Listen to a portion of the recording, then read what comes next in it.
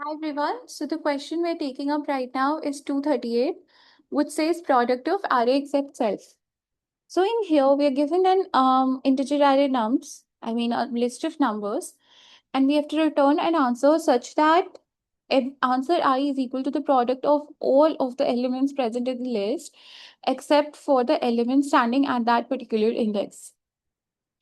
So this is a very pretty, this would have been a pretty straightforward question, but the question says that we have two constraints. And the first constraint is that we cannot use the division operation. That means we cannot either divide or take the mod.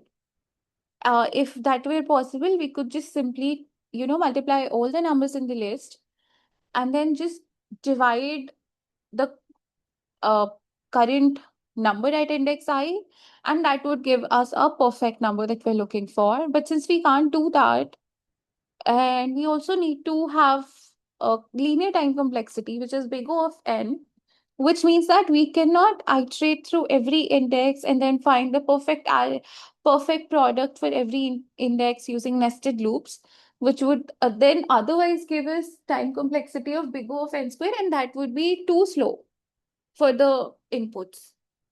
So we can do way better since we are given these two constraints. The way we are going to approach this question is using our intuition.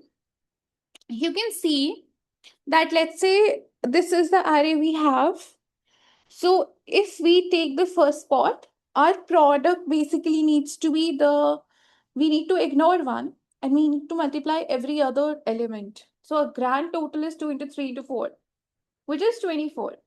So for second spot, we need to ignore 2 and multiply 1 into 3 into 4, which comes down to 12. Then for the third spot, we ignore 3 and we have 1 into 2 into 4, 8. Then for 4, we do that similarly, 1 into 2 into 3, ignoring 4, which is 6. So notice one thing, there's this thing called every element index has to be left, the product of left numbers into product of right numbers, excluding that particular number. So this is how the logic is. So to get started, we are not going to have like two arrays that would be, keep track of the left sum thus far and the left product thus far and right product thus far, and then, you know, multiply them up. We're not going to have two different set of arrays. Rather, we'll just do this in a two sweep pass, which basically means let's create a result array.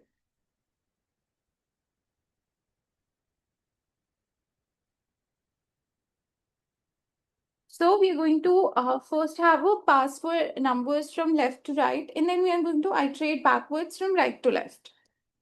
So my result of 0 will always be 1. Why? Because there's nothing to the left of 0th index. So that's why. And then we are starting our iteration from index 1.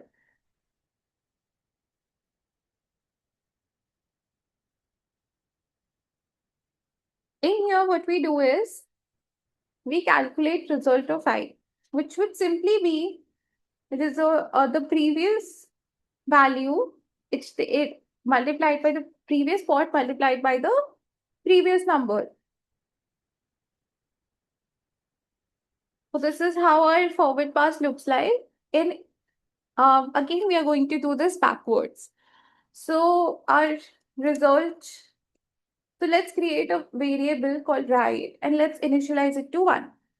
The reason we're doing this is because we don't have anything to the right of last index.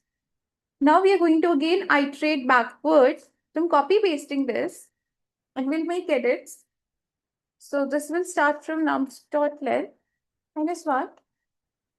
We'll go up until it is greater than 0, and every time we'll do a minus minus.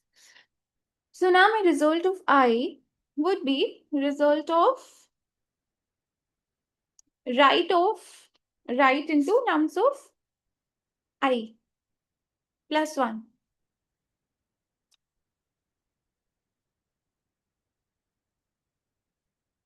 If that's available, right?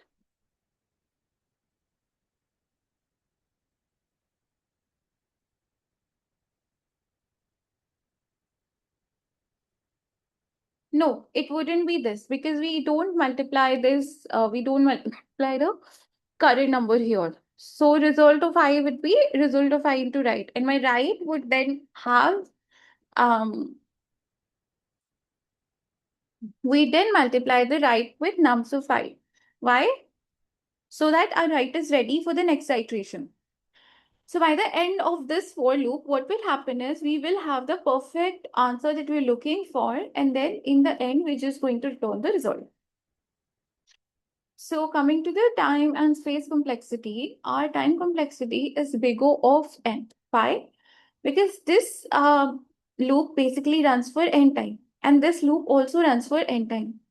And that's why we have the total complexity is of big O of 2n. But since it can ignore constant, that's why our time complexity is big O of n. And our space complexity is big O of 1 if there's a rule that we do not have to count the the result array into the space complexity. If so big O of 1 with an asterisk. Why?